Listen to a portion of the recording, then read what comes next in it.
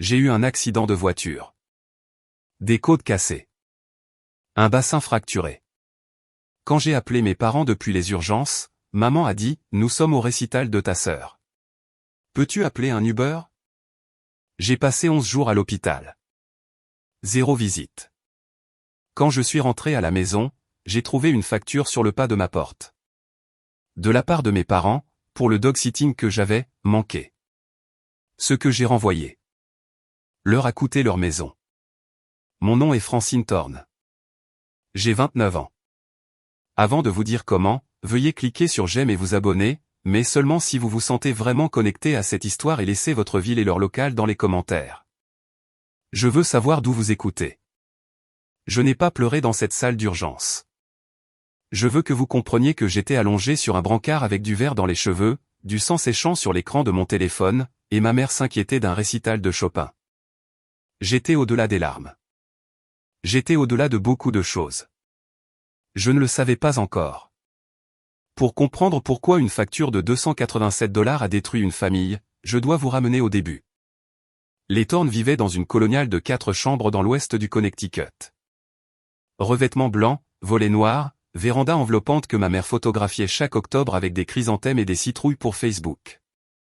La cuisine avait un réfrigérateur Sub-Zero et des comptoirs en quartz.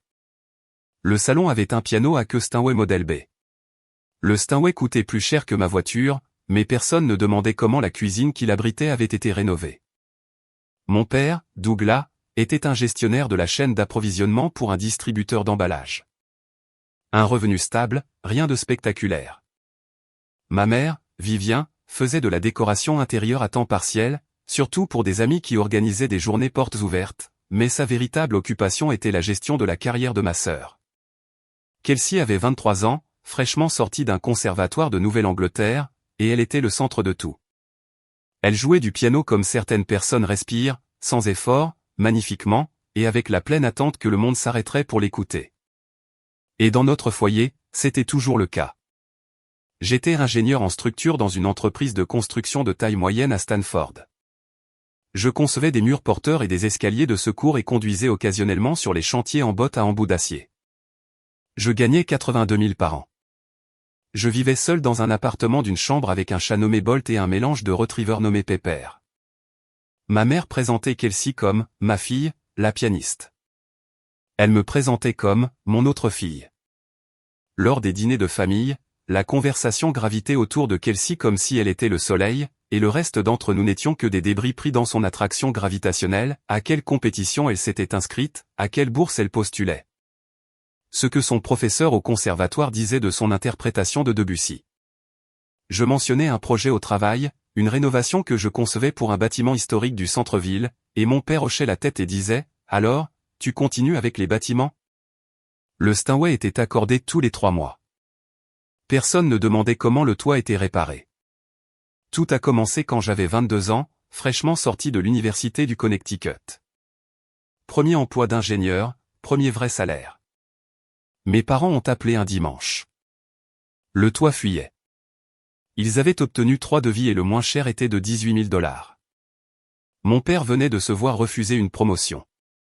Ma mère a dit qu'ils étaient à court d'argent. J'ai transféré 18 000 $ la semaine suivante. Toutes mes économies de mon stage d'été et de mes 4 premiers mois de salaire.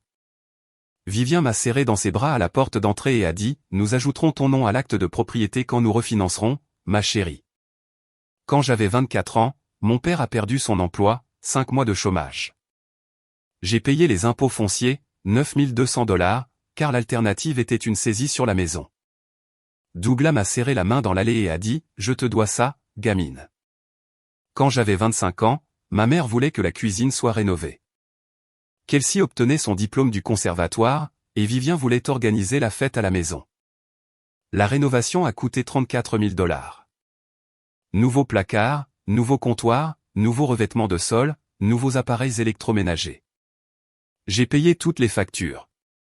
Vivien s'est tenu dans la cuisine terminée et a pleuré et a dit « C'est aussi ta maison, Francine. » Il y a eu d'autres montants au fil des ans. Plomberie d'urgence 8 500 $. Voyage de Kelsey pour les compétitions 4 800 $. Aménagement paysager que ma mère a dit nécessaire pour une évaluation $6 200. Des choses plus petites ici et là, un nouveau chauffe-eau, une réparation de clôture, le resurfaçage de l'allée. J'ai envoyé chaque dollar par Venmo, j'ai gardé chaque SMS. Non pas parce que je planifiais quelque chose, mais parce que je suis ingénieur. Nous tenons des registres. Nous documentons les capacités de charge et les tolérances des matériaux et les défaillances structurelles. Tenir un historique est simplement la façon dont mon cerveau fonctionne. L'acte de propriété n'a jamais été mis à jour, pas une seule fois en 7 ans. Quand j'avais 16 ans, j'ai gagné la première place aux Olympiades scientifiques du Connecticut, au niveau de l'État. Ils ont appelé mon nom dans un gymnase rempli de 300 personnes, et je suis allé au podium seul parce que mes parents étaient au récital de Kelsey à Hartford. Personne ne m'a demandé comment ça s'était passé. J'ai posé le trophée sur ma commode, et il est resté là pendant 1 an jusqu'à ce que je le mette dans mes affaires pour l'université. Ma mère a utilisé l'étagère vide pour les partitions de Kelsey. C'était le modèle. Chaque réalisation de ma part a reçu la même réponse. Une reconnaissance polie, puis une redirection. J'ai été promu ingénieur en structure principale.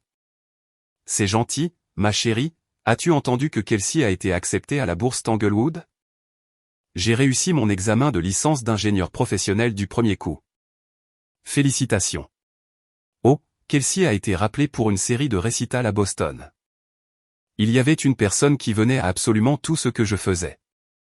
Et ce n'était pas de ma famille. Margot Dill. Elle avait été ma colocataire à l'université et était maintenant ingénieure civile dans la même entreprise. Elle est venue à mon dîner de célébration pour l'obtention de mon diplôme d'ingénieur. C'est elle qui m'a acheté une bouteille de champagne quand j'ai été promu. C'est elle qui m'a envoyé un SMS à 23 heures après une dure journée sur le chantier et a dit « Tu es une putain de bonne ingénieure et je suis fier de toi ». Je me présentais parfois au dîner de famille directement des chantiers. Bottes à embout d'acier, poussière sur mes jeans, mains sentant encore le béton. Ma mère fronçait le nez et disait « Francine, tu sens toujours le béton. Peux-tu au moins te changer avant le dîner ?» Kelsey arrivait en portant un châle en cachemire et tout le monde parlait de son Rachmaninoff. J'ai continué à me présenter. J'ai continué à payer. Je continuais à penser que si je faisais juste assez, finalement ça se remarquerait. Ça ne l'a jamais fait. Quand j'avais 26 ans, mon père est passé à un nouveau régime d'assurance maladie parrainé par l'employeur, une couverture familiale. J'ai supposé que j'en faisais partie car j'avais fait partie de tous les régimes familiaux depuis ma naissance. 6 semaines plus tard, je suis allé chez mon médecin pour un examen physique de routine, et on m'a dit à la réception que mon assurance était inactive. J'ai appelé l'administrateur du régime. Ils ont dit que j'avais été retiré pendant la période d'inscription. J'ai appelé ma mère. Ces mots exacts. Tu as 26 ans, Francine. Tu devrais avoir ta propre assurance. Nous devions ajuster la prime. Elle ne m'a pas dit. Mon père non plus. Ils ont restructuré le régime familial. Ils m'ont restructuré hors de celui-ci. J'ai passé 3 jours à naviguer sur le marché individuel et j'ai fini avec un régime qui coûtait $380 par mois avec une franchise de $6,500. Pour une ingénieure en structure de 26 ans sans problème de santé, c'était brutal, mais c'était le meilleur que j'ai pu trouver. J'ai gardé l'email de mon père qui disait « Restructuration du régime de santé familiale effective le 1er janvier ». 2 phrases, pas d'avertissement, pas de coup de fil, envoyé un mercredi, enfoui entre une recette transférée de Vivien et un lien vers le dernier récital YouTube de Kelsey.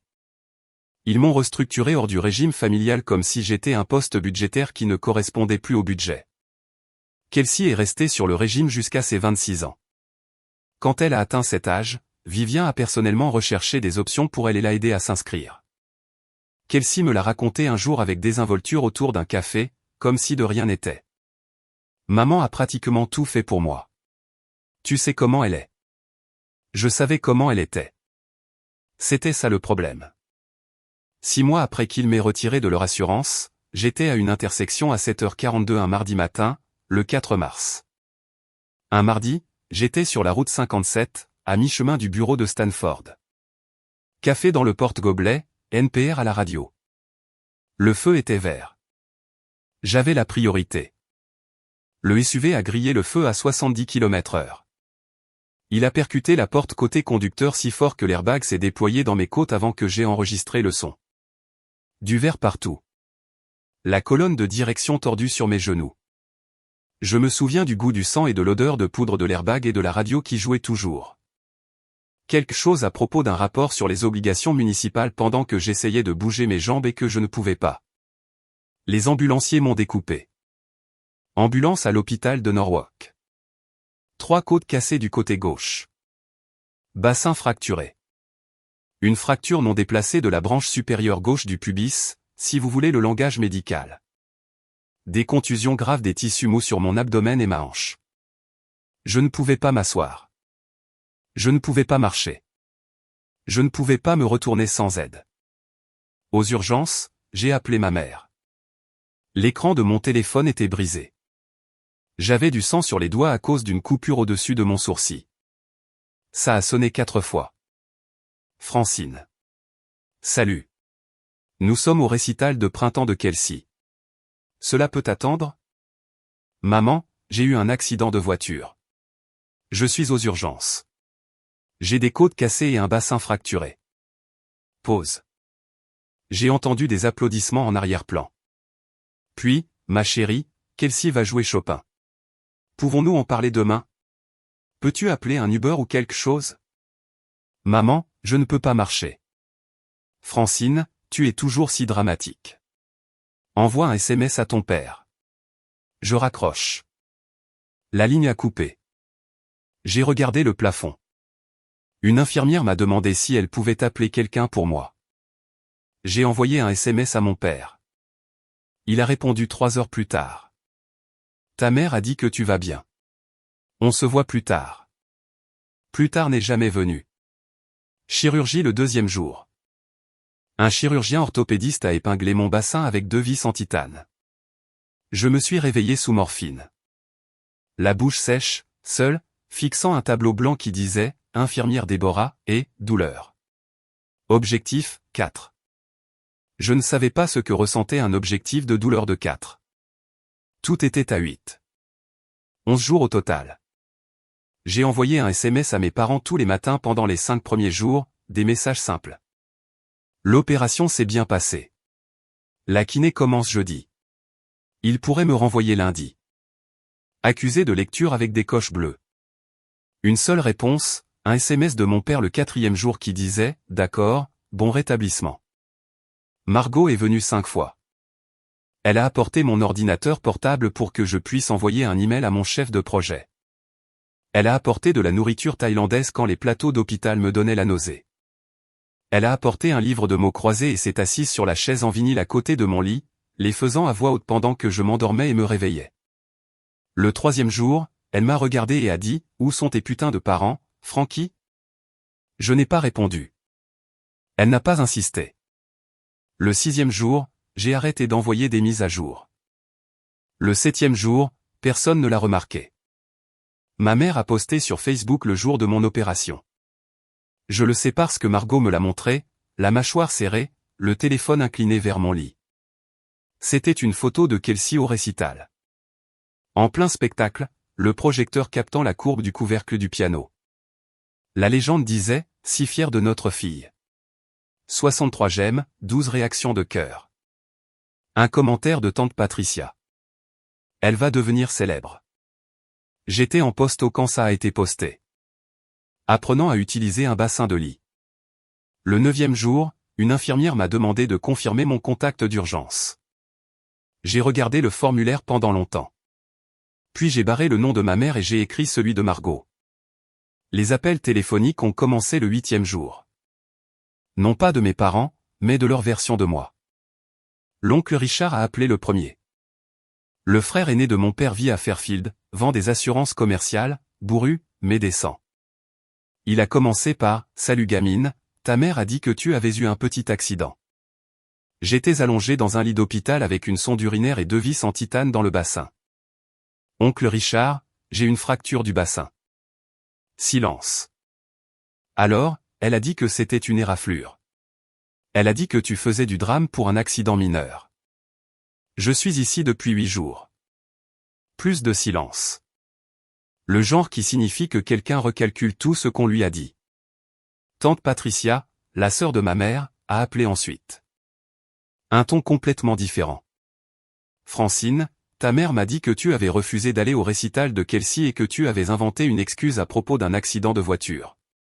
Elle est très blessée. J'ai fermé les yeux. J'étais trop fatigué et trop médicalisé pour me battre.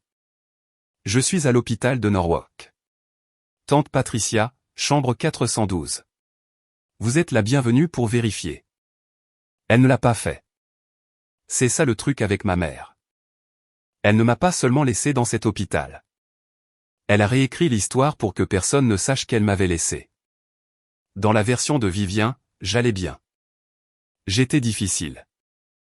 Et j'étais jalouse de ma sœur. Dans la version de Vivien, il n'y avait pas de bassin fracturé. Il y avait juste Francine qui faisait son drame comme d'habitude. Au 10e jour, Margot tenait un carnet. Date, heure, qui a visité, qui a appelé, qui n'a pas appelé. Elle le gardait dans son sac, un Moleskine à couverture verte. Je lui ai demandé pourquoi. Elle m'a regardé par-dessus ses lunettes de lecture et a dit, parce que quelqu'un devrait. J'ai été libéré le 11e jour. Mes parents ne sont jamais venus. Ni le premier jour, ni le dernier, ni aucun jour entre les deux. Margot est venue me chercher à l'hôpital dans sa Subaru avec le siège poussé à fond pour que je puisse rouler semi-incliné. Le déambulateur est allé dans le coffre. Les papiers de sortie sont allés dans un sac sur mes genoux. Ordonnance, référence en kinésithérapie, instruction de soins des plaies, une carte de rendez-vous de suivi pour le chirurgien orthopédique. Je sentais chaque bosse de la route dans mon bassin. Mon appartement était froid. J'étais parti en ambulance 11 jours auparavant, et le thermostat était réglé sur 17 degrés. Le courrier s'était empilé sur le sol sous la fente de la porte. Une petite avalanche d'enveloppes, de catalogues, de prospectus. Pépère n'était pas là. J'avais arrangé que mes parents le gardent des semaines avant l'accident, pendant un voyage de travail.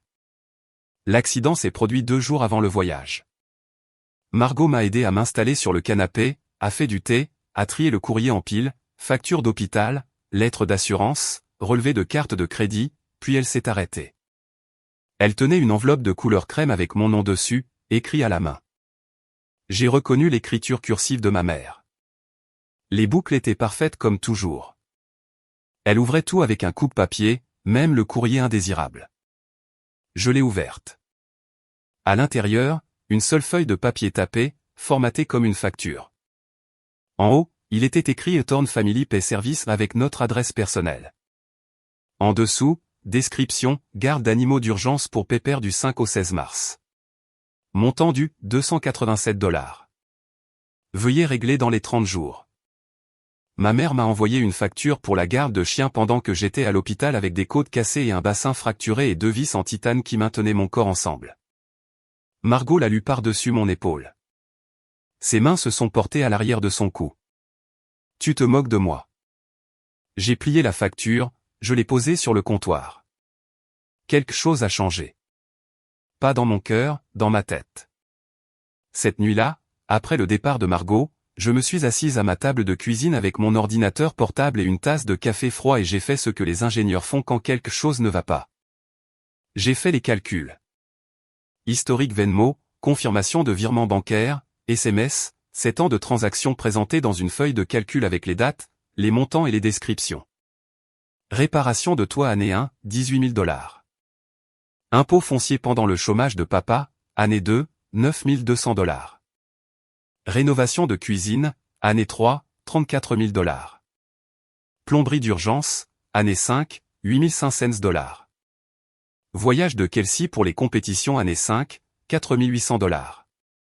Aménagement paysager nécessaire pour une évaluation, année 6, $6 200. Divers petits montants sur les 7 années.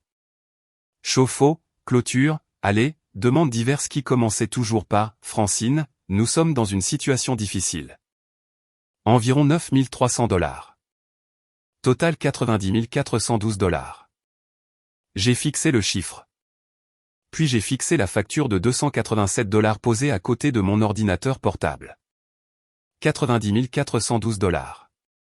C'est ce que j'avais investi dans une maison qui ne portait pas mon nom, dans une famille qui ne m'avait pas rendu visite à l'hôpital.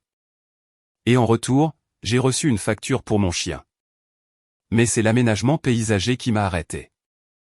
Nécessaire pour une évaluation, avait dit ma mère. J'avais fait le chèque sans poser de questions. J'ai toujours fait les chèques sans poser de questions. Quelle évaluation?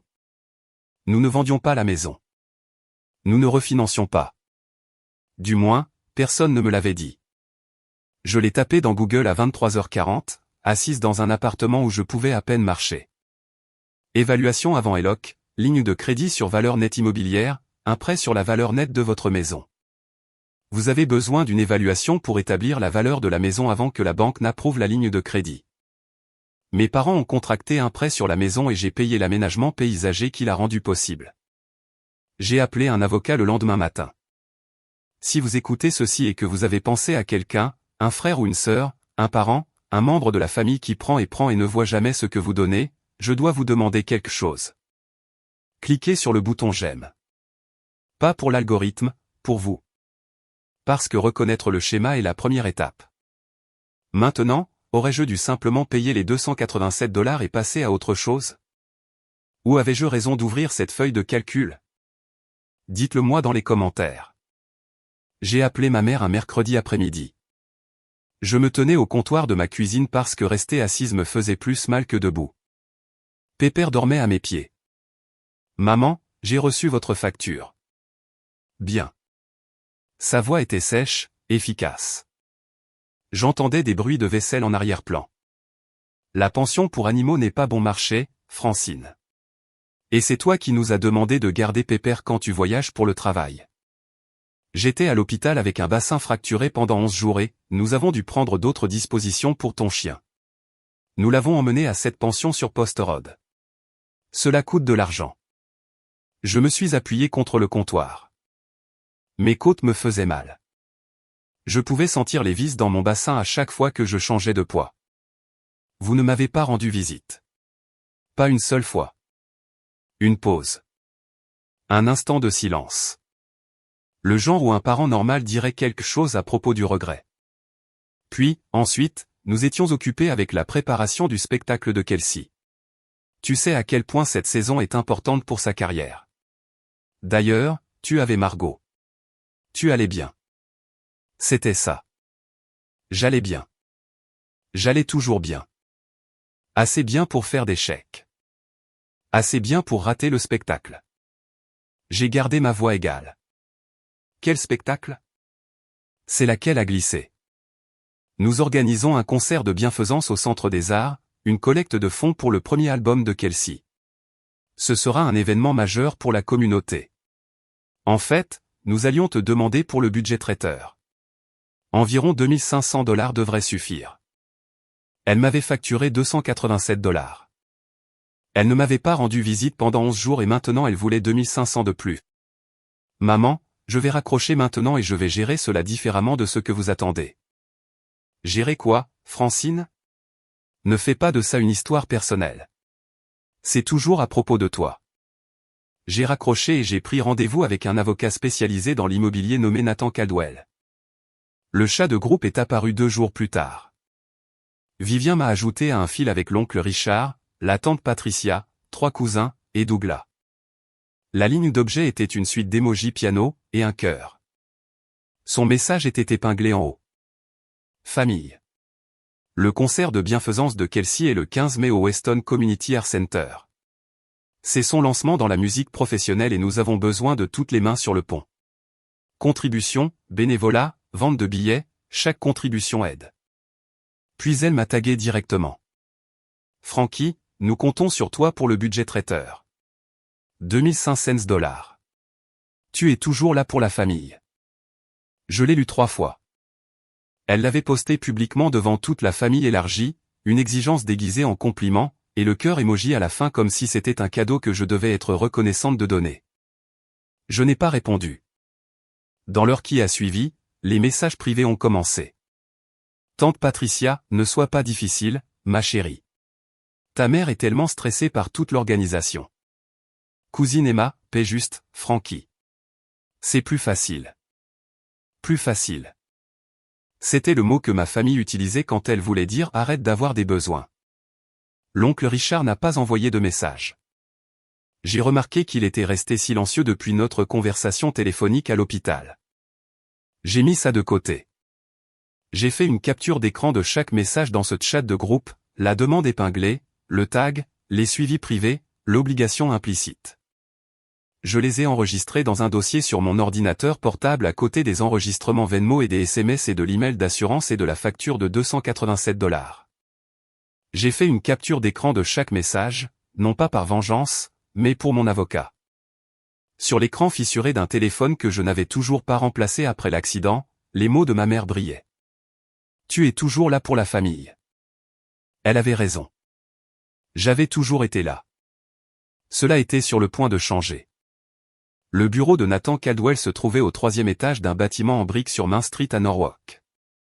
Pas de hall en marbre, pas de vue sur le port, un bureau en noyer, une admission au bar encadré au mur, une plante en caoutchouc dans un coin qui était soit florissante soit en plastique. Je ne pouvais pas dire. Il avait l'air d'avoir environ 42 ans, des lunettes de lecture poussées sur son front, et quand il m'a serré la main, il n'a pas serré trop fort, ce que j'ai apprécié car tout me faisait encore mal. Margot m'avait procuré la référence. Son oncle était un avocat à Bridgeport qui connaissait Nathan grâce à des événements de l'ordre des avocats. J'étais venu pour l'accident de voiture. L'autre conducteur avait grillé un feu rouge, une responsabilité claire, et j'avais besoin de quelqu'un pour gérer la réclamation pour dommages corporels contre son assureur. Nathan a écouté les détails de l'accident, a pris des notes, a dit que cela semblait être un dossier solide. Puis il a posé des questions sur ma situation financière, mes revenus, mes dépenses, mes dettes, ma situation d'assurance, un processus d'admission standard. J'ai ouvert la feuille de calcul sur mon téléphone. Il s'est penché en avant, a enlevé ses lunettes. Attendez, revenez en arrière. Vous avez contribué $90 000 à une propriété que vous ne possédez pas. Je l'ai guidé à travers 7 ans.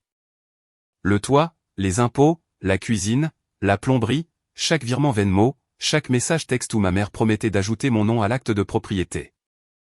43 d'entre eux horodatés. Nathan est resté silencieux pendant un moment. Puis il a dit, $90 000, pas d'acte de propriété, et ils vous ont juste demandé $2500 de plus et $287 pour la garde de chien. Pendant que j'étais à l'hôpital, il a repoussé sa chaise du bureau. Mademoiselle Thorne, je pense que vous avez plus qu'un cas d'assurance ici. Avez-vous déjà entendu le terme enrichissement sans cause? Je ne l'avais pas, mais j'étais sur le point d'apprendre ce que cela signifiait. Et mes parents aussi. Nathan a récupéré les registres de propriété du bureau du greffier du comté de Fairfield. Des documents publics. Tout le monde peut y accéder. Il a fallu environ 20 minutes à sa parajuriste. Les résultats sont revenus un mardi après-midi. Nathan m'a appelé. La maison de vos parents a une hypothèque principale avec un solde restant d'environ $180 000, a-t-il dit. Mais il y a 14 mois, ils ont ouvert une ligne de crédit sur la valeur nette de la maison, une ELOC, de $120 000. J'ai senti le chiffre me frapper à la poitrine. $120 000 sur la maison, sur la valeur nette de la maison. Une valeur nette que vos contributions ont considérablement contribué à construire. Il m'a montré le dépôt. Douglas Thorne et Vivian Thorne, co-signataires. Ligne de crédit, $120 000. Prêteur, une banque régionale du Connecticut. Le champ, objet, était vide. Les ELOC ne vous obligent pas à spécifier, mais d'après le modèle de tirage, la parajuriste de Nathan avait à peu près cartographié où l'argent était allé. Des tirages mensuels de $8 000 à $15 000 commençant à peu près au moment où Kelsey a obtenu son diplôme du conservatoire. Séance d'enregistrement en studio, un publiciste, frais d'inscription au concours, voyage pour des showcases à New York, Chicago, DC, et maintenant un concert de bienfaisance pour en collecter encore plus. Mes parents ont emprunté $120 000 sur une maison dans laquelle j'avais mis $90 000, et ils l'ont dépensé pour la carrière musicale de ma sœur. Ils ont utilisé mon argent pour emprunter plus d'argent, et ils ne me l'ont jamais dit. En termes juridiques, a dit Nathan, ils se sont enrichis grâce à vos contributions, puis ont mis à profit cet enrichissement au profit d'un tiers sans votre connaissance ni votre consentement. J'ai fixé le dossier du comté sur son bureau. Les deux signatures étaient là, l'écriture serrée de mon père, la cursive parfaite de ma mère. Nathan s'est penché en arrière. Voici ce que nous allons faire. Et pour la première fois en 7 ans, quelqu'un était de mon côté et savait comment gagner. Cette nuit-là, je me suis assise dans mon appartement, les lumières éteintes. Le déambulateur garé près de la porte de la salle de bain. Pépère recroquevillé à mes pieds, son menton posé sur ma cheville. Le seul son était le bourdonnement du réfrigérateur et la circulation dans la rue en contrebas.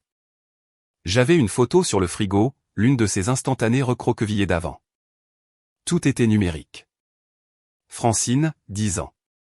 Kelsey, 4 ans. Nos parents de chaque côté de nous à Amonasset Beach. La main de mon père sur mon épaule. Ma mère plissant les yeux au soleil. Tout le monde souriant. Cette famille a existé une fois. J'en étais sûr. Non pas imaginé. Non pas projeté. Réel. Mon père m'a appris à faire du vélo dans l'allée de cette maison. Ma mère m'a laissé aider à planter des tomates dans le jardin. Il y a eu des années avant que le talent de Kelsey ne soit découvert, avant les auditions au conservatoire et le circuit des compétitions, quand j'étais juste leur fille et que c'était suffisant. Si j'allais de l'avant avec ça, il n'y aurait pas de retour en arrière. Ils ne pardonneraient jamais. Je les perdrais définitivement. Je demandais à un tribunal de dire que mes parents me devaient de l'argent et les tribunaux ne se soucient pas des photos de plage de Amonasset. Mais ensuite, j'ai pensé à la kinésithérapie ce matin-là. Marcher le long du couloir de la clinique avec un kinésithérapeute qui me surveillait. Mais en hurlant de douleur, la pluie sur les fenêtres du parking à l'extérieur, seul. Personne n'attendait dans la voiture. Mon téléphone a vibré. Vivien. J'ai décroché en m'attendant à, je ne sais quoi. Quelque chose d'humain. Francine, à propos du showcase. Nous avons vraiment besoin du dépôt traiteur avant vendredi. Peux-tu l'envoyer par Venmo ce soir? Elle n'a pas demandé comment j'allais. Elle n'a pas demandé pour la hanche, la thérapie, la marche. Elle a demandé pour vendredi. J'ai posé le téléphone. Pépère m'a regardé. J'ai gratté derrière son oreille. Pas cette fois, mon pote. L'appartement de Margot sentait l'ail et le romarin et quelque chose qui brûlait légèrement sur la cuisinière. Il y avait des plantes partout. Des poteaux traînant des étagères, un figuier liré dans un coin, des herbes sur le rebord de la fenêtre dans des pots en céramique dépareillés. Ces tasses étaient toutes différentes. Celle qu'elle m'a tendue disait, la meilleure ingénieure du monde. Je me suis assise à sa table de cuisine, une table en bois recyclé qu'elle avait trouvée à un marché aux puces, et je lui ai parlé du Héloc. Elle a posé son verre de vin très délicatement. Laisse-moi bien comprendre. Ils ont contracté une ligne de crédit de $120 000. Sur une maison dans laquelle tu as mis $90 000 pour financer la carrière musicale de Kelsey. Et puis ils t'ont demandé de t'occuper du traiteur pour la collecte de fonds et ils m'ont facturé la garde de chien pendant que tu étais à l'hôpital. Pendant que j'étais à l'hôpital. Margot a appuyé ses mains à plat sur la table. Frankie, qu'est-ce que tu vas faire? Je ne sais pas. Peut-être que je devrais juste laisser tomber. Elle m'a regardé de la même façon qu'elle regardait les mauvais calculs d'armature. Patiente mais pas prête à laisser passer. Tu ne pouvais pas marcher il y a 2 semaines et le premier appel téléphonique de ta mère concernait un acompte traiteur. Qu'est-ce que tu laisses tomber exactement? Je n'avais pas de réponse à cela. Elle s'est levée, est allée chercher son sac, et est revenue avec un carnet Moleskine vert, celui qu'elle avait gardé à l'hôpital. Elle l'a ouvert à la première page. Date, heure, chaque visite qu'elle avait faite, chaque heure qu'elle avait passée assise sur cette chaise en vinyle. J'ai pris des notes, a-t-elle dit. Chaque jour, je venais et il ne venait pas. Je savais que tu en aurais besoin. J'ai fixé le carnet. 11 jours. L'écriture de Margot, petite et précise. Tu ne détruis rien, Frankie. C'est eux qui ont allumé ce feu. Tu as juste choisi de ne pas y brûler. J'ai appelé le bureau de Nathan Caldwell à 8h05 le lendemain matin. Son assistante a dit qu'il n'était pas encore arrivé. J'ai dit que j'attendrais. Il a décroché à 8h22. Francine, bonjour. Procédons. Une pause. Je veux m'assurer que vous comprenez les implications. Si nous déposons, cela signifiera probablement que vos parents devront vendre la maison. Les calculs de valeur nette ne leur laissent pas beaucoup d'options. Je comprends. Et la relation, Nathan, j'ai passé 11 jours à l'hôpital et ma mère m'a demandé d'appeler un Uber pour rentrer chez moi. La relation est déjà rompue. Je ne demande plus leur amour. Je demande ce qui est à moi. Il a dit qu'il commencerait à rédiger la lettre de mise en demeure cette semaine-là. Cet après-midi-là, j'ai envoyé un SMS à ma mère. Un message, sans préambule, sans adoucissement. Je ne contribuerai pas au showcase, et je répondrai à votre facture par l'intermédiaire de mon avocat. 3 points sont apparus, ont disparu, sont réapparus, puis, quoi? Un avocat pour 287 $? Francine, c'est insensé. Tu vas embaucher un avocat pour une facture de garde de chien. Elle pensait que c'était à propos de 287 $. Elle n'avait aucune idée. Je n'ai pas répondu. J'ai posé mon téléphone face contre terre sur le comptoir et je suis allé à la kinésithérapie. J'ai fait mes exercices. Flexion de la hanche, squat partiel, entraînement à la marche avec les barres parallèles. Mon thérapeute a dit que j'étais en avance. Elle a demandé ce qui me motivait. Je lui ai dit que j'avais un rendez-vous dans environ 8 semaines. Cette nuit-là, j'ai dîné seul à ma table de cuisine. Soupe réchauffée, crackers, un verre d'eau, pépère sous la table, Bolt sur le canapé. Silence. Elle avait raison sur une chose. Il ne s'agissait pas de 287 $. Il s'agissait de 90 412 $. Permettez-moi de vous poser une question. Francine vient d'envoyer un SMS à sa mère disant qu'elle répond par l'intermédiaire d'un avocat. Sa mère pense que c'est à propos de 287 $. C'est à propos de 90 000 $. Quand pensez-vous que Vivien va réaliser ce qui se passe réellement? Quand la lettre de l'avocat arrivera? Quand elle recevra la liste des litiges en cours au showcase? Dites-moi votre prédiction dans les commentaires. Et si vous êtes toujours là, abonnez-vous. Ça va devenir sérieux. Je suis allé au bureau de Nathan la semaine suivante avec une chemise cartonnée et une clé USB. À l'intérieur du dossier, 7 ans d'enregistrement Venmo imprimé de mon historique de transactions. Confirmation de virement bancaire de mon compte courant. 43 messages textes, capturés et horodatés, dans lesquels mes parents soit reconnaissaient une contribution, soit promettaient d'ajouter mon nom à l'acte de propriété. Les registres fonciers du comté de Fairfield montraient que l'acte n'avait jamais été modifié.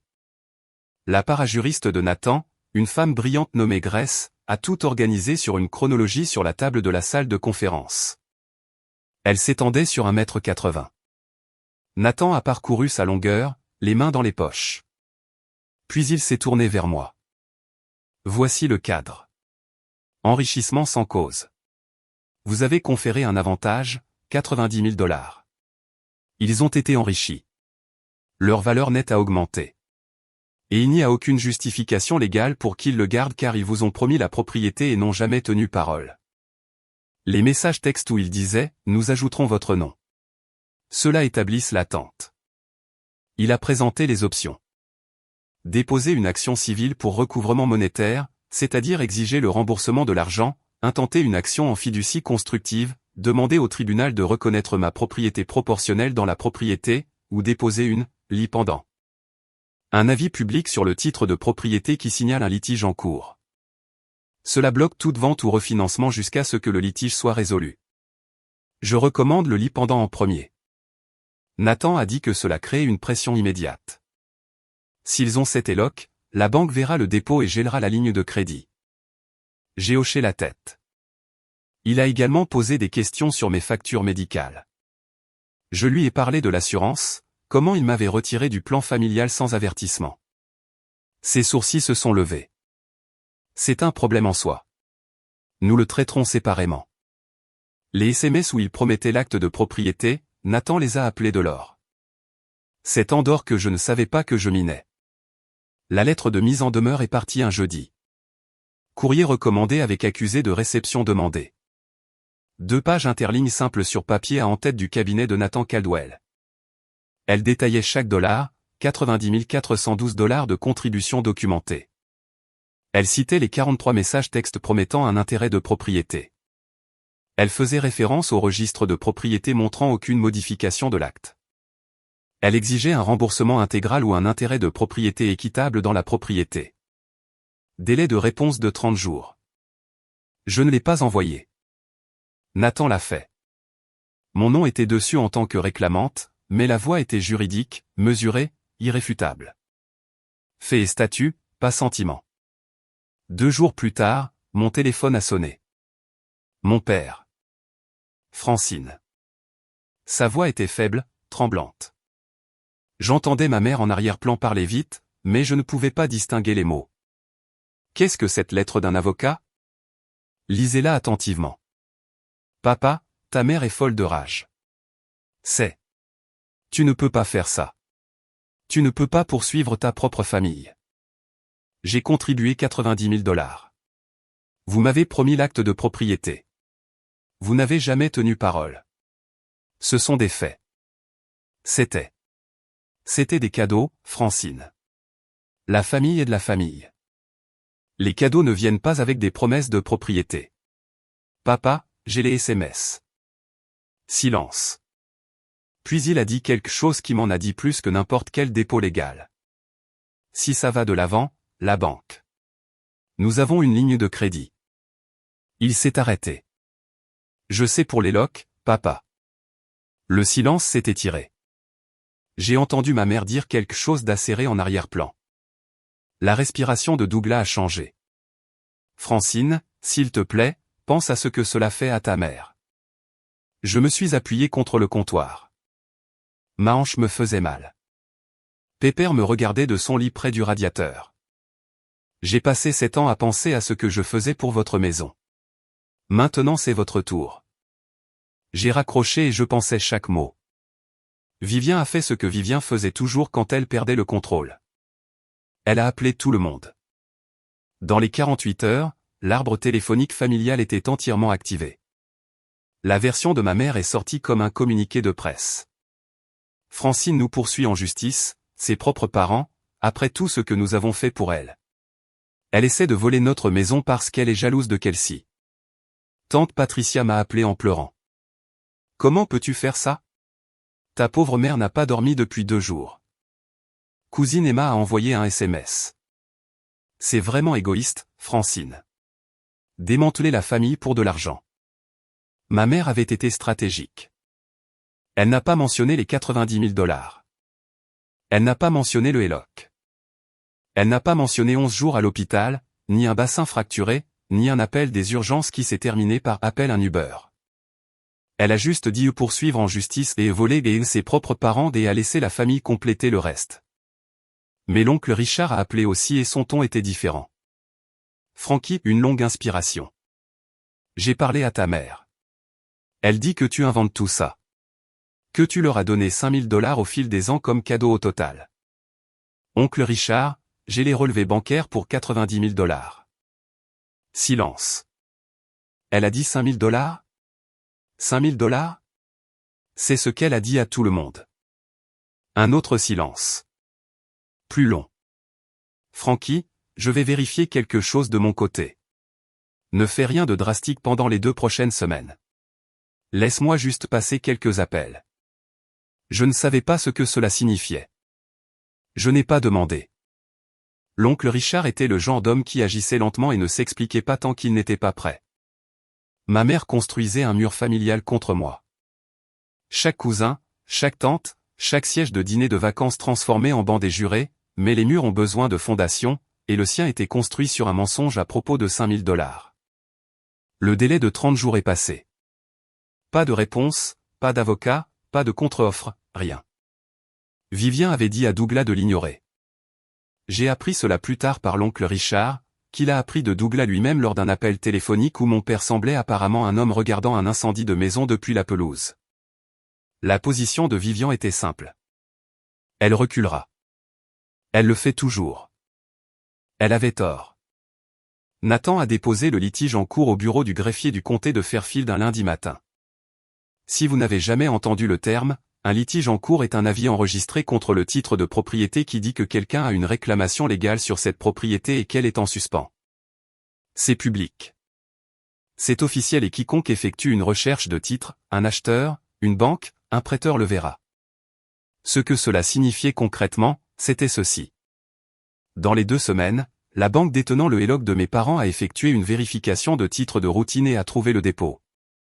Ils ont gelé la ligne de crédit. Plus de retraits, plus de virements. 120 000 $ de crédit disponible, coupé comme un robinet. Douglas a reçu la lettre de la banque un mercredi. Il a appelé Vivien depuis la cuisine. Je le sais parce que Kelsey m'a dit plus tard qu'elle était là, en train de s'exercer dans le salon, et qu'elle avait tout entendu. Comment ça, gelé ? La voix de Vivien a traversé la maison. Nous avons besoin de cet argent, Douglas. Le showcase est dans 5 semaines. L'acompte de la salle, l'ingénieur du son.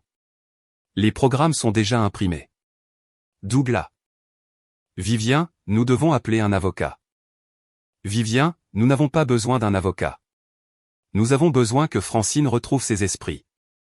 Je n'ai pas gelé leur ligne de crédit. Le dépôt du comté l'a fait. La loi l'a fait. J'ai juste dit la vérité et laissé le système faire le reste. Kelsey m'a appelé un jeudi soir. Elle pleurait avant que je ne décroche. J'entendais le souffle saccadé de quelqu'un qui sanglotait seul depuis un moment. Qu'est-ce que tu fais, Francine ? Maman dit que tu essaies de prendre la maison. Je me suis assise lentement. Ma hanche allait mieux, mais pas bien. Pépère a levé la tête de son lit. Kelsey, combien penses-tu que coûte le showcase ? Je ne sais pas, maman gère l'argent. Il est financé par un prêt de 120 000 $ sur la maison. Un HELOC. Une maison dans laquelle j'ai mis 90 000 $. Silence. Les pleurs ont cessé, remplacés par quelque chose de plus lourd. Tu quoi ? 90 412 $ sur 7 ans. Toi, cuisine, taxes, plomberie, aménagement paysager. J'ai les relevés Venmo pour chaque dollar. Maman m'a dit que tu avais donné un peu il y a des années en cadeau. J'ai 43 messages textes où ils promettaient d'ajouter mon nom à l'acte de propriété. Ils ne l'ont jamais fait. Long silence. Je l'ai laissé s'installer. À travers le téléphone, j'entendais le bourdonnement ambiant de l'endroit où elle se trouvait. Une salle de répétition, probablement un banc de piano, son monde entier. Pourquoi n'as-tu jamais rien dit ? J'ai regardé le plafond. Parce que j'étais occupé à payer le toit au-dessus de ton Steinway. Plus de calme, puis plus petit. Maman dit que le showcase doit avoir lieu. Elle dit que c'est ma seule chance. Kelsey, tu as 23 ans. Rien n'est ta seule chance. Elle n'a pas répondu à cela. J'ai entendu sa respiration, elle réfléchissait. Je n'attendais pas de résolution de cet appel. Elle avait été élevée dans le récit de Vivien toute sa vie. On ne démantèle pas ça en 10 minutes. Kelsey n'était pas cruelle. Elle avait 23 ans et on ne lui avait jamais dit le prix du monde dans lequel elle vivait. Vivien a tout de même fait en sorte que le spectacle ait lieu. Elle a emprunté 2500 à tante Patricia. Elle a fait pression sur la femme de l'oncle Richard pour 1000 de plus. Elle a collecté des dons via le chat de groupe, que j'avais mis en sourdine des semaines auparavant. Elle était une machine quand il s'agissait de Kelsey. Rien ne l'arrêtait. Ni un procès, ni une ligne de crédit gelée, ni une relation brisée avec sa fille aînée. Le spectacle devait continuer. Le Weston Community Art Center était une salle d'église rénovée sur le green de la ville. 200 places. Grand Yamaha loué pour la scène. Traiteur d'un restaurant italien local. Programme imprimé sur du papier glacé. Photo de Kelsey en tête. Cheveux au vent, demi-sourire, col roulé noir. À l'intérieur, une biographie, une liste de répertoire, et une ligne en bas de la page des remerciements qui disait « Remerciements spéciaux à Douglas et Vivien Thorne pour leur soutien indéfectible. 90 000 $ de mon argent dans cette maison. » Mon nom n'était pas dans le programme. Je n'avais pas l'intention d'y assister, aucune raison. J'avais dit ce que j'avais à dire par les voies légales. Nathan attendait leur réponse. Le litige en cours faisait son travail. Il n'y avait rien pour moi dans ce centre des arts. Et puis l'oncle Richard a appelé. C'était l'après-midi du showcase. J'étais sur mon canapé, Pépère à côté de moi, lisant un rapport structurel pour un projet à Bridgeport. Un mercredi normal. Frankie, je dois te dire quelque chose. La voix de l'oncle Richard avait changé depuis notre dernière conversation. Quelque chose s'était installé en elle. L'homme lent avait fini de passer ses appels. J'ai parlé à ton père et à Patricia, et j'ai découvert quelque chose que tu dois entendre. J'ai posé le rapport. Ta mère a dit à toute la famille que la lettre de mise en demeure était réglée, que tu t'étais excusé, et ce soir, elle prévoit d'utiliser ton nom. Utiliser mon nom? Comment? Dans le discours pendant l'entracte, elle a écrit des remerciements à la famille et elle va te remercier publiquement par ton nom pour avoir soutenu le rêve de Kelsey. Elle va dire à 200 personnes que tu es d'accord, que tu as toujours été leur plus grand soutien. J'ai fermé les yeux. Le ventilateur de plafond tournait lentement au-dessus de moi. Elle va lever des fonds en utilisant mon nom devant 200 personnes alors que j'ai un litige en cours sur sa maison. C'est ce que je te dis. Patricia m'a montré le brouillon du discours. Ton nom y est 2 fois. Notre fille aînée, Francine, qui a toujours cru au don de Kelsey. Et la famille Thorne est unie pour soutenir la carrière de Kelsey. Ma mâchoire s'est serrée. Elle n'avait pas seulement pris mon argent et ma santé pendant des années. Elle était sur le point de prendre mon nom, de se tenir sur une scène devant la communauté et de m'utiliser comme un accessoire. La grande sœur de soutien, celle qui est toujours là alors qu'un dépôt légal disait le contraire au tribunal du comté. Oncle Richard, serez-vous là ce soir? Je ne le prévoyais pas, mais je pense que je devrais y être.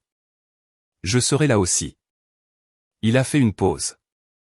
Que allez-vous faire? Je vais rectifier les faits, c'est tout. Pas de scène, pas de cris, juste la vérité. Vous voulez que je sois là quand vous le ferez? Je veux que quelqu'un qui connaît les faits soit là. Il a accepté. Nous avons raccroché. Je suis resté dans mon appartement pendant longtemps. Puis j'ai ouvert mon placard. J'ai mis un blazer bleu marine propre par-dessus un t-shirt blanc, un jean, des chaussures plates. Je ne pouvais toujours pas porter de talons, ma canne près de la porte. Elle n'a pas seulement volé mon argent. Elle était sur le point de voler ma voix. Et j'en avais marre de me taire. Le Weston Community Art Center était chaud à l'intérieur et sentait le pain à l'ail et les fleurs. Des chaises pliantes en rangées soignées. Un grand Yamaha loué sur la petite scène. Couvercle ouvert. Banc ajusté. Nappe blanche sur les tables de réception à l'arrière. Une bannière derrière le piano. Kelsey Thorne, début. Je suis entré par l'arrière. L'oncle Richard était déjà là, debout près de la sortie dans une veste de sport grise, les bras croisés. Il a hoché la tête quand il m'a vu. J'ai hoché la tête en retour. 180 personnes, amis, voisins, musique, contacts de la communauté, amis d'église de mes parents, quelques camarades de conservatoire de Kelsey. Ma mère avait rempli la salle. Elle était douée pour ça. Kelsey a joué la première partie et elle était extraordinaire. Chopin, Debussy, une étude de Liszt qui a fait retenir son souffle à la salle. Elle avait un vrai talent. Ce n'était jamais la question. La question était qui avait payé la scène sur laquelle elle jouait. Entr'acte. Les lumières se sont allumées à moitié. Les gens se sont levés, se sont étirés, se sont dirigés vers les tables du traiteur. Et puis Vivien a pris le micro. Elle portait une blouse en soie crème et des perles. Ses cheveux étaient bien coiffés. Elle ressemblait à une femme qui avait tout orchestré, ce qu'elle avait fait. Merci à tous d'être ici ce soir. C'est le début de quelque chose d'extraordinaire pour notre famille. Elle a parlé de sacrifice, de croire en ses enfants, des années de leçons, de voyages et de dévouement. Elle s'est essuyé les yeux, puis elle est arrivée à la phrase. Et bien sûr, Francine, mon aînée, qui a toujours été notre pilier. Francine a généreusement soutenu. Je me suis levé, au dernier rang, ma canne dans la main droite, la chaise a raclé le sol, et le bruit a traversé la pièce. Ma mère s'est arrêtée en plein milieu de sa phrase. Son visage est devenu vide. Francine, ma chérie, je ne savais pas que tu venais. La pièce a pivoté. 180 têtes se sont tournées vers le dernier rang. Je pouvais le sentir, le poids de l'attention collective se déplaçant comme un courant. Je n'avais pas besoin de microphone. La pièce était petite, et j'avais passé ma carrière à parler clairement sur les chantiers de construction, par-dessus les moteurs diesel et les marteaux-piqueurs. Ma voix portait. J'aimerais corriger quelque chose. Je n'ai généreusement rien soutenu. On ne m'a jamais demandé. On m'a dit. La main de Vivien s'est resserrée sur le micro. Francine, ce n'est pas le moment. Au cours des 7 dernières années, j'ai transféré 90 412 $ sur les comptes appartenant à Douglas et Vivien Thorne pour leur toit, leur cuisine, leurs impôts fonciers, leur plomberie, leur aménagement paysager. Un murmure.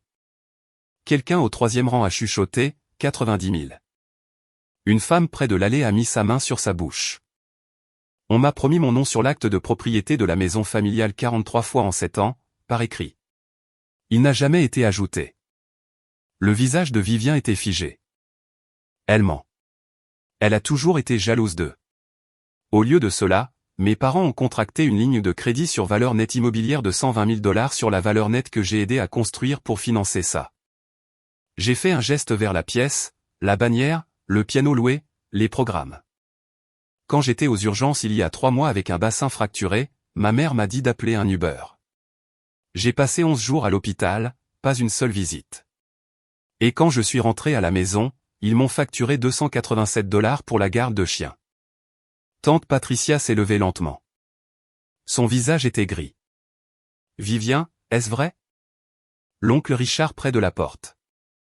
Elle nous a dit que Francine avait donné 5 000 $ au total. Vivien a ouvert la bouche, l'a refermée, l'a rouverte. Elle déforme tout. Mon avocat a déposé un litige sur la propriété la semaine dernière. La banque a gelé le HELOC. J'ai regardé la salle. Je ne suis pas ici pour gâcher la soirée de quiconque. Je suis ici parce que mon nom était utilisé sans mon consentement pour collecter des fonds pour un projet construit sur ma valeur nette volée. Je me suis retourné, suis sorti. La canne a claqué sur le parquet.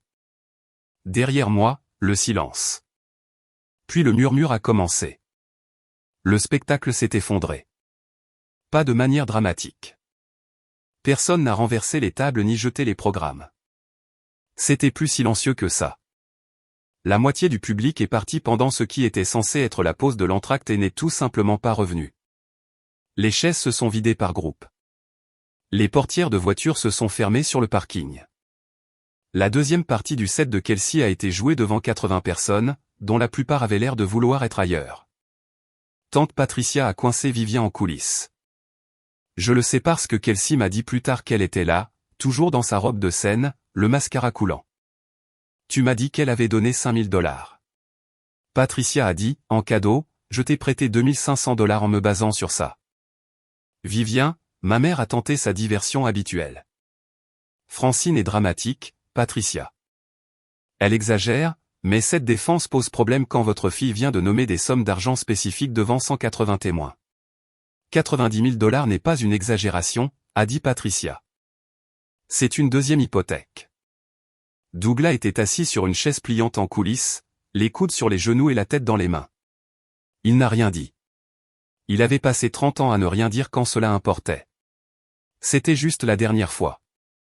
Kelsey, toujours en coulisses, toujours dans sa robe de concert noir, a regardé sa mère. Tu savais? Tu savais ce qu'elle a payé? Vivien. C'est compliqué, Kelsey.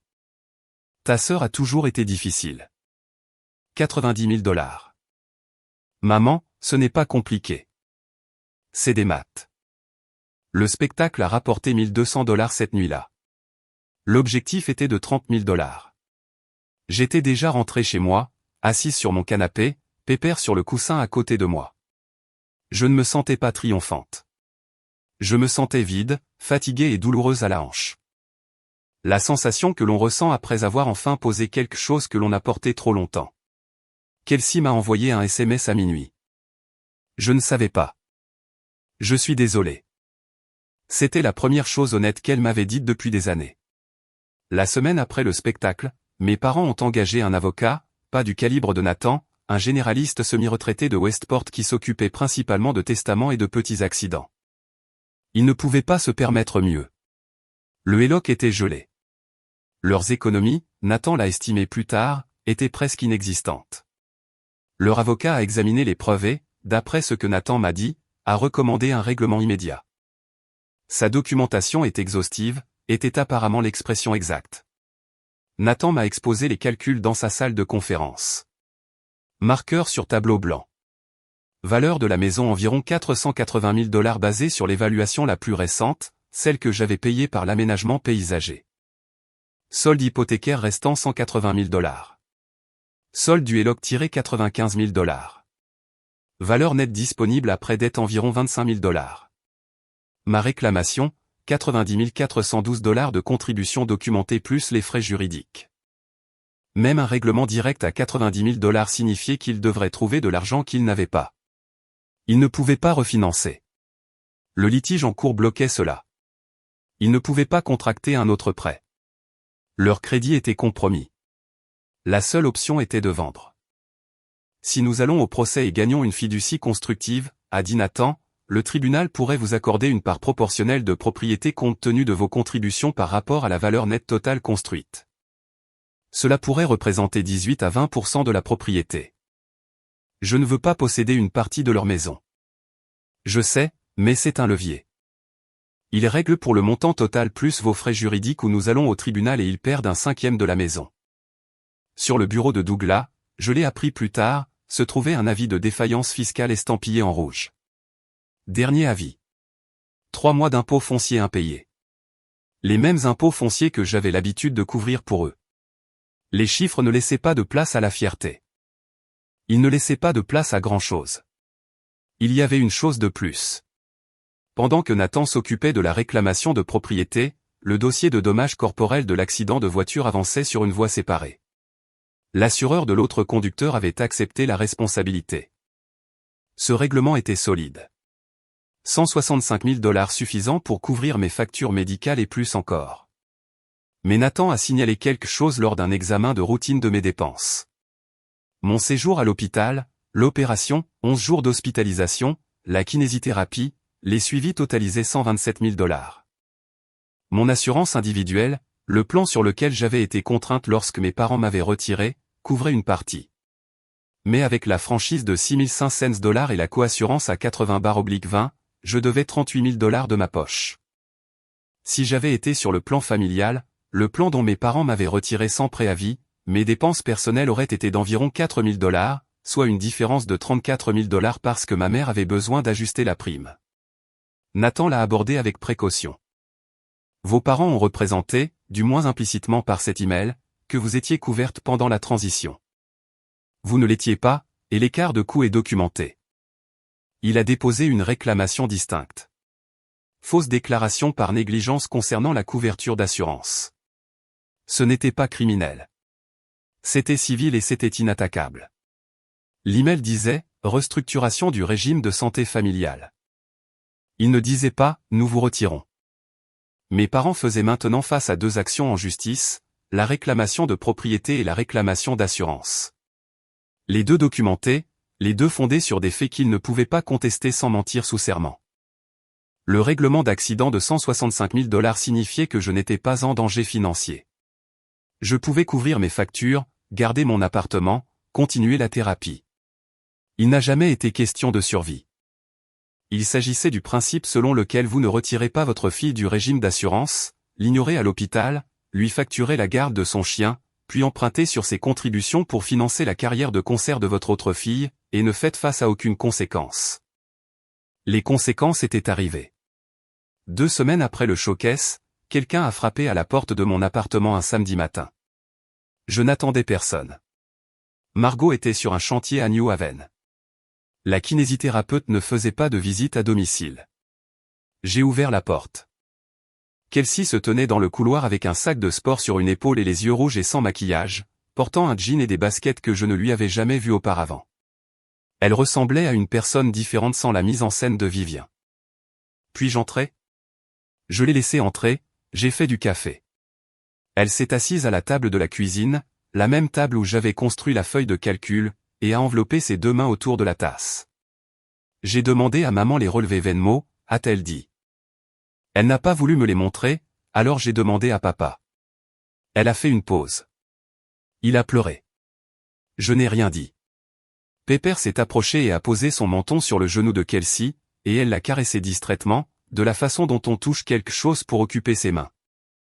Je veux que tu saches que je n'ai demandé rien de tout cela. Le Héloc, le budget du showcase, rien de tout ça. Maman a juste dit que nous avions les ressources, mais j'aurais dû demander d'où ça venait. J'ai 23 ans. C'est assez vieux pour demander. Tu es là, ai-je dit. J'ai trouvé un poste d'enseignante à temps partiel dans une école de musique à Hartford. Piano et théorie, de 7 à 15 ans. Ça ne rapporte pas beaucoup, mais c'est à moi, et j'ai postulé pour une bourse d'enseignement l'automne dernier. Je l'ai obtenue. Maman ne le sait pas. Elle l'aurait qualifié de pas à mon niveau. Quelque chose s'est dénoué dans ma poitrine. Un nœud que je n'avais pas su être là. Et je suis désolé pour l'hôpital, a-t-elle dit.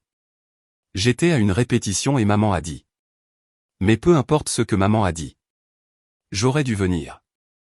J'ai tendu la main sur la table et j'ai tenu la sienne. Elle a tenu la mienne en retour. Premier vrai contact depuis des années. Elle n'était pas parfaite, mais elle essayait. Et après 7 ans de rien, essayer signifiait tout. Il a fallu 3 mois, à partir du dépôt de la liste des litiges, pour parvenir à un règlement. 3 mois d'échange de lettres entre les avocats des deux parties, l'avocat de mes parents leur conseillant de régler, et Vivien refusant jusqu'à ce que les chiffres l'y obligent. Condition finale, 90 412 $, le montant total de mes contributions documentées, plus 12 000 $ de frais juridiques, soit un total de 102 412 $. Les réclamations d'assurance ont été réglées séparément, 34 000 $ pour la différence de coûts médicaux payés sur le produit de la vente de la maison. Pour payer, ils ont dû vendre la maison. Il n'y avait pas d'autre moyen. Après le solde de l'hypothèque, le remboursement du Héloc, le règlement, la réclamation d'assurance, les commissions d'agents immobiliers et les frais de clôture. Douglas et Vivian Thorne ont perçu environ 8 000 $ de la vente d'une maison dans laquelle ils avaient vécu pendant 26 ans. Ils ont emménagé dans une location de 2 chambres dans une ville voisine. Le réfrigérateur Sub-Zero est resté avec la maison. Le Steinway aussi. Kelsey leur a dit de le vendre et d'utiliser l'argent. Vivien a refusé. Les nouveaux propriétaires ont demandé si le piano était inclus dans la vente. Il l'était. Vivien n'a rien posté sur Facebook pendant 6 semaines, le plus long silence de sa vie numérique. Tante Patricia a exigé ses 2 500 $ en retour. L'oncle Richard a cessé de répondre aux appels de Vivien. Douglas m'a envoyé un SMS une fois, un mois après la clôture de la vente. 5 mots. Je suis désolé de ne jamais m'être levé. Je l'ai lu assise à mon bureau dans ma nouvelle maison, un condo que j'avais acheté avec l'argent du règlement et une partie du règlement de l'assurance accident. 2 chambres, un petit jardin pour Pépère, mon nom sur l'acte de propriété.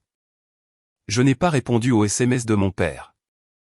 Non pas parce que je ne voulais pas, mais parce que je ne savais pas encore quoi dire, et j'avais appris que ne rien dire valait mieux que de dire quelque chose avant d'être prête. Les nouveaux propriétaires de la maison de mes parents ont gardé la cuisine que j'avais payée. 6 mois plus tard, mon bassin avait guéri. Le chirurgien orthopédiste a dit que les vis pouvaient rester. La plupart des gens les laissent. Je pouvais marcher sans canne. Je pouvais monter les escaliers. Je pouvais me rendre sur les chantiers et monter sur les échafaudages et faire mon travail comme je l'avais fait avant l'intersection de la route 57. J'ai été promu ingénieur en structure senior. Mon chef de projet a dit que je l'avais mérité avant l'accident, mais les formalités avaient été retardées. Quand il me l'a dit, je n'ai appelé personne. Je me suis assise dans mon camion sur le parking et je me suis permis de le ressentir pendant 1 minute. Puis je suis rentré chez moi. Kelsey et moi nous rencontrions pour un café 1 fois par mois, dans un endroit à Hartford, à mi-chemin entre nous. Elle venait directement de l'école de musique où elle enseignait aux enfants.